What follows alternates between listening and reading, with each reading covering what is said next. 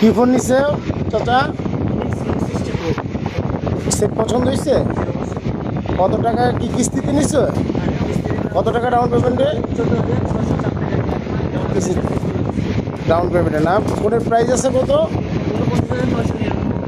Set কিনা satisfy? বা কোথা থেকে নিছো?